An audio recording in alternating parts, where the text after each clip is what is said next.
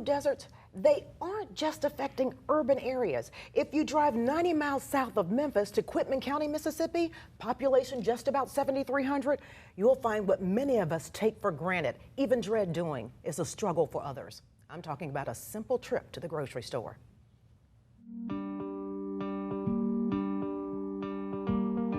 Quitman County is made up of one city and several small towns. According to data from the United States Department of Agriculture, several areas are considered food deserts. The city of Marks, the county seat of Quitman, the towns of Lambert, Crowder, Crenshaw, and Sledge, plus Darling, which is unincorporated. The city of Marks and all the towns mentioned don't have a single supermarket. The entire county is a food desert. 89-year-old Earlene Melcher knows all too well how difficult it is to find affordable, good quality fresh food in Quitman County. You can't buy onion. We followed Mrs. Melcher from her home in Falcon to her nearest grocery store, a Kroger, 29 miles one way and in another county. Right now I have to hire somebody to take me to Bayful or Clarksdale, drive my car. How you doing, ma'am? After she gets food, she runs into another problem, getting the groceries back home. I got milk, cheese, margarine, greens, grapes, what else? Water. See, our water system is not real good, so we have to buy water. According to Quitman County Administrator Velma Wilson, food deserts are becoming a major issue for cities and towns with high impoverished populations. People have to travel to get fresh foods, produce, about 30 minutes one way, almost an hour round trip. Wilson says food deserts aren't just inconvenient, they're also causing health problems in the county. 42% of Quitman County faces obesity rate.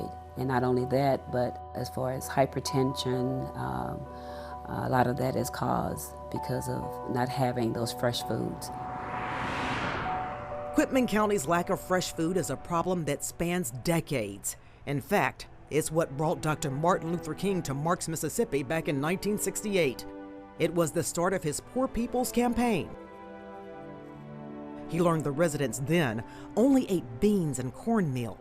So, to bring attention to what was the poorest county in the United States, Dr. King organized the Mule Train, a group of demonstrators who rode in wagons from Marks, Mississippi, all the way to Washington, D.C. It was Crawford right there. I know that. Eddie Webster was a part of the Mule Train.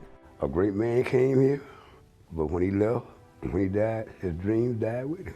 And everything in this town just went back to the normal standstill. According to the 2010 U.S. Census, the racial makeup of Quitman County is 27% white, almost 71% African American. It is still one of the poorest counties in our nation, with a median annual household income of just over $25,000. It has an alarming poverty rate of 40.9%. The current unemployment rate is almost 9%, nearly double the national rate. We don't have no type of jobs, no type of economy, really nothing, because we don't have a hospital, we don't have grocery stores. You know, we barely do have drugstores. Well, matter of fact, we ain't got one of those. Alan Williams grew up in Marks, Mississippi, and also joined the Mule Train, Poor People's Campaign. I drove what they call the chuck wagon, the food wagon. Williams said he had to be a part of the movement. Well, I just like Mars because I was raised up around Mars. The only thing about it I dislike about Mars right now, we don't have a supermarket, we don't have a hospital. For Earlene Melcher, a retired school teacher who had a heart attack in May 2018, she says help needs to come soon. Help for seniors and families so they can raise healthy, productive children. We really need a hospital and we need a grocery store. We need that bad.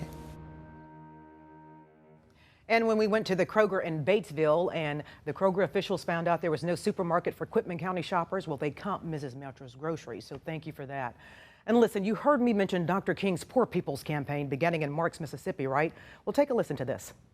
History was, buried. And it was, to me, it's so significant because it's, you can't erase it.